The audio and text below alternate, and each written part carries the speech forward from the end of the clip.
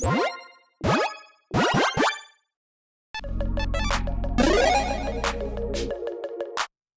everyone, Mitch coming in for the Commander's Core Studio. Welcome to the show. So recently we got a bit of a schedule release, and yeah, we know what is going to be coming out at the end of this year. We've got finalized dates for that.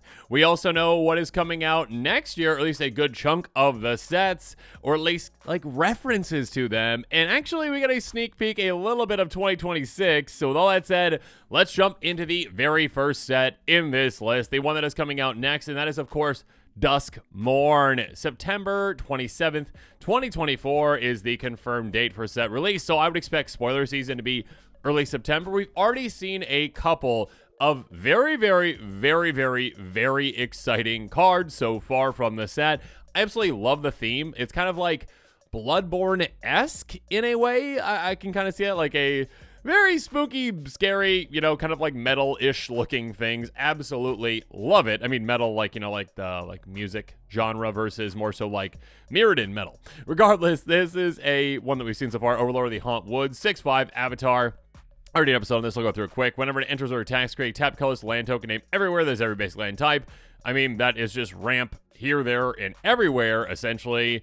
Also has a brand new mechanic, Impending. If you cast a spell for its impending cost, it enters with 4 time counters on it. It is a creature to the last, which is one is removed at the beginning of your end step. Remove a time counter from it. So it's like you can, you know, actually cast it for cheaper and get it out after a delayed period of time. There's probably ways to mess with that too, but yeah, it's very interesting. So we're getting some new exciting mechanics from the set and already some powerhouses that we've seen. Enduring Tenacity is another one really quick. Whenever you gain life, target opponent loses that much life. Yeah, basically Sanguine Bond, essentially, right? Or Veto. When it dies, it was a creature returned to the battlefield. Aren't its control. It's an enchantment. So this is what I believe like the Glimmer. One of its, you know, creature types is Glimmer. I believe that's probably what that is, basically, like creatures that become enchantments, which is pretty sweet. So we got like an enchantment set, it seems like, or at least an enchantment focus of the set, which is pretty nice, with both these being enchantment creatures. It's going to be a really exciting set. I'm very pumped for it. I cannot wait. I love that like Bloodborne aesthetic. So here we go. Early September is what I'm assuming is going to be the spoiler season. Let's move on, though, now to the next set, which I was kind of unexpected, actually, to seeing it, essentially, but Magic Foundations is going to be coming out November 15th, 2024. Kind of more like a, from what I've heard, like, beginner-ish set, kind of like the new, like M15, like the block set for the year, like the just standard set that is just perpetual to kind of help with other formats, but still, of course, having some commander goodies. I mean, we just saw Vengeful Blood Witch. Whenever this creature or other creature you control dies, target opponent loses 1 life, you gain 1 life. Not quite to Blood Artist level, but basically another Blood Artist, essentially, but only for your own creatures. That being said, players out there that love Blood Artist are going to love this. You know, if you got like an Aristocrat-style strategy, a Vampire strategy, whatever it is, you're going to love it. Yeah, so apparently we've got, you know, again, these cards that are a bit more simplistic, I would say. But again, doesn't mean that they're not that powerful because, yeah, I mean, power creep is definitely a thing. 9 lives familiar, get another one. Enters with 8 revival counters on it as you cast it. When this creature dies, you have a revival counter on it. Return to the battlefield with 1 fewer revival counter at the beginning of the next end step. Basically a way to have repeatable creature fodder again and again and again. And of course, if you, I mean, basically, you know, populate, you can get more and more revival counters on it, of course. Or there's other ways to reset that as well. But yeah, you can essentially use and abuse. This is a great piece of creature fodder. Again, so simplistic type designs, essentially, with like a little bit of a twist on them, but still ones that can actually have an impact on Commander as well as have other formats. Again, November 15, 2024, Magic Foundations. Very excited about this one. Next up, though, let's move on to, well, Inistrad Remastered. Yeah, that's right. We've already got like Ravnica Remastered, I believe, right? That was that earlier? That was last year? I can't remember when that was. But basically, lots of sets have been coming out. Basically, every single time you've been on the Innistrad plane, let's take amazing cards from that and do a master set from it. So yeah, January 2025 is apparently when Innistrad Remastered is coming out. It's going to include cards, you know, I'm assuming, and I'm not, you know, guaranteeing these cards, but I would assume cards like Parallel Lives, a huge card for Commander, a very expensive card, doubles up creature token production, essentially. This is a card from the original Innistrad, I believe. Avacyn Restored, I think, is Cavern of Souls. Is that what that is from, I think, essentially? But yeah, yet another, there's a lot of powerhouse cards from the Innistrad set. This one's like, you know, protect your creatures, spells, you know, essentially of the same type.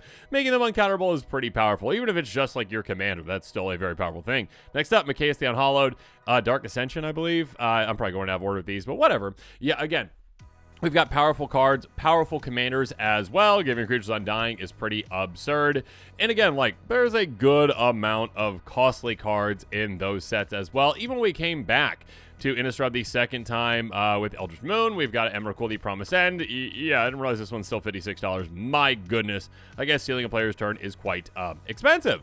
Crippleth Right, though, a card that is just made for Commander, essentially. Enchant for 2 mana. Gives your creatures, the ability to just be the best mana orcs they can be. Tap for 1 mana of any color. This one is what shadows over Innistrad, so you have that entire block as well represented, I am sure. And then yet another trip back to Innistrad with, well, Midnight Hunt as well as Crimson Vow with Cultivator Colossus, the Meathook Massacre. Again, very expensive, very good cards. January 2025 is apparently when we are getting that set.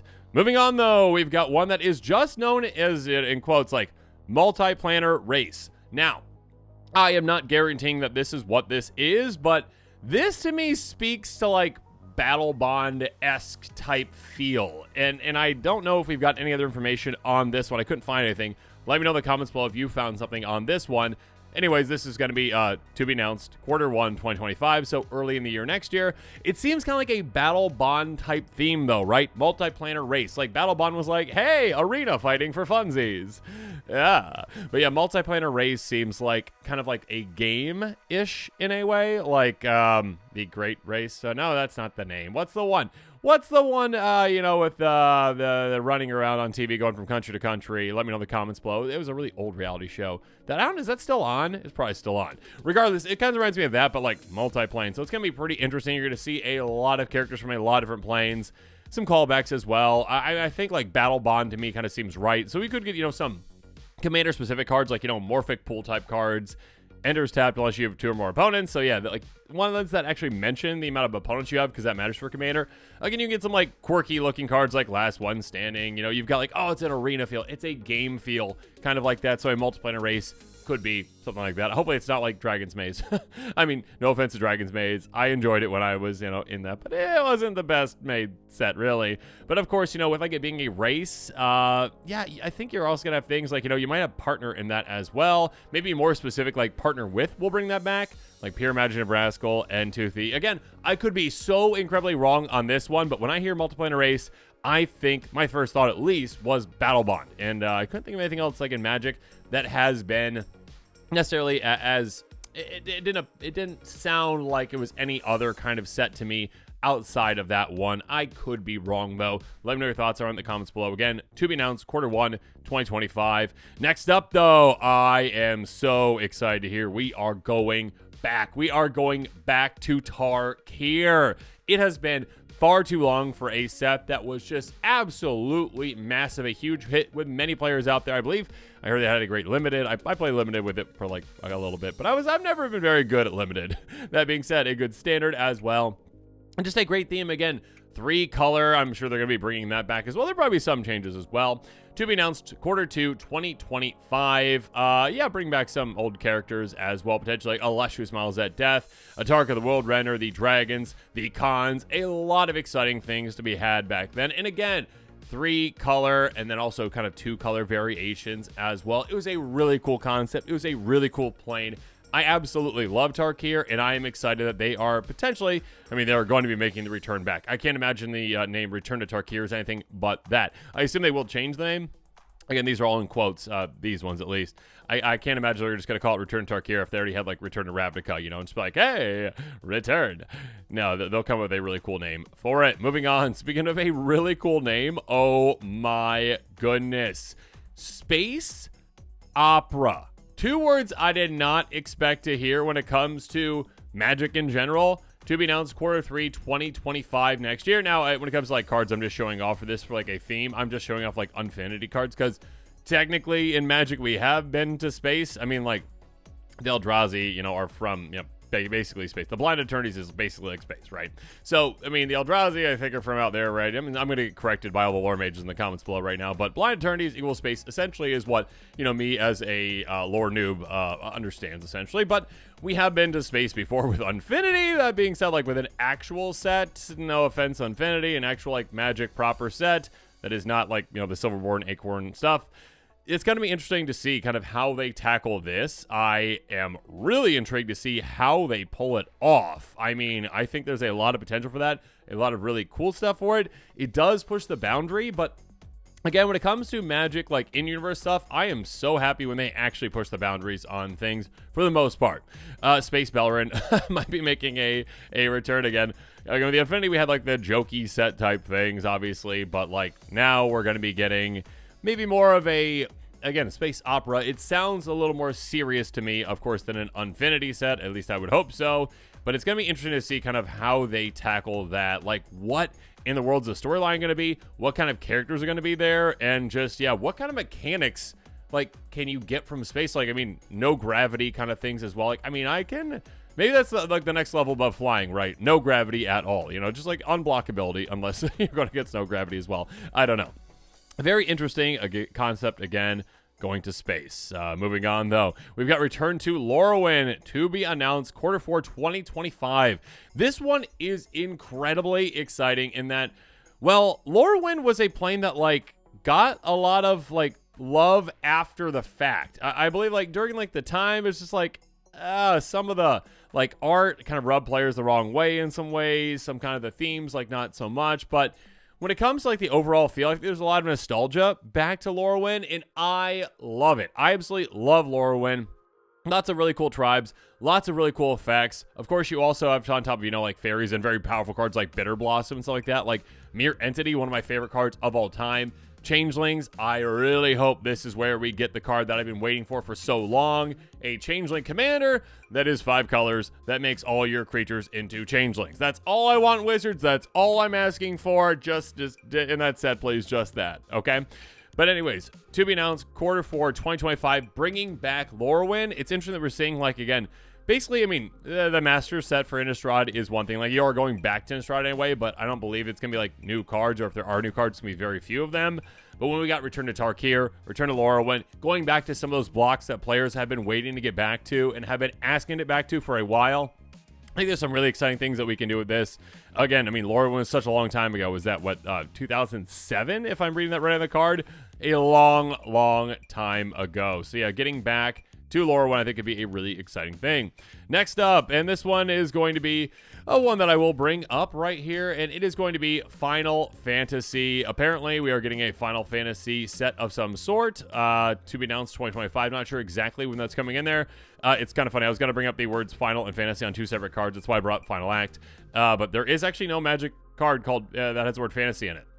When it comes to the title of a card. I did not realize that. If I made the Scryfall search, incorrect, and I did not see one, my apologies, but I don't believe we have any words for fantasy. So if you're a big Final Fantasy fan and been waiting for this, congratulations. It's going to be coming out next year. I believe they did say that there will be 2 Universes Beyond sets from now on per year, so this is one of them. And then the other one, which we had already heard about as well, is, of course, in a very big way, Marvel. Marvel is coming out to be announced 2025. Lots of big Marvel fans out there. I mean, some Marvel series have been kind of running the ground a little bit late, according to some. But, I mean, Marvel is something that does appeal to a wide range of players out there. I've heard it's a very big pet project of Mark Rosewater, because Mark Rosewater is a huge fan of Marvel. When it comes to the actual card I'm showing, it's just like Arcane Signet, which this could have been like a bit of a, like, a foreshadowing at some point that we were getting a Marvel set, because yeah, this is, you know what it is. You know what it is. I mean, Magic can't say that this is what it was, at the time, right? But you know what it is. You got the Infinity Stones, you got those kind of things. It just looks exactly like that, Thanos. Yeah, with Arcane Signet, essentially. So we will be seeing Marvel next year. We'll see how that one goes. Again, when it comes to like the biggest selling set of all time, I mean, I think Lord of the Rings set the mark for that, I believe. So it's going to be interesting to see. I mean, again, with these Universes Beyond sets, if Marvel can surpass that next year, we shall see. It's going to be interesting. And again, probably more of a divisive set for some, more so than Lord of the Rings. Lord of the Rings was like, okay, that's like fantasy adjacent for many players out there. So like the actual kind of crossover made sense to players, even for players who aren't as into Universes Beyond. Marvel is, yeah, there's some fantasy elements to it, of course, but, there are definitely some that are not, so we shall see. Though, obviously, when it comes to Commander, there's going to be an absurd amount of Commanders out there because, yeah, that's so character-driven. Finally, though, We actually even got a preview for a set that is going to be coming out apparently Q1 2026. So again, in this episode, I did title it, you know, like 2025, but it also includes like end of 2024 and apparently beginning of 2026, because we are going back to Arcavios, and I had to like triple check this when I heard that. I was like, oh, that's Strixhaven. Wait, is it Strixhaven?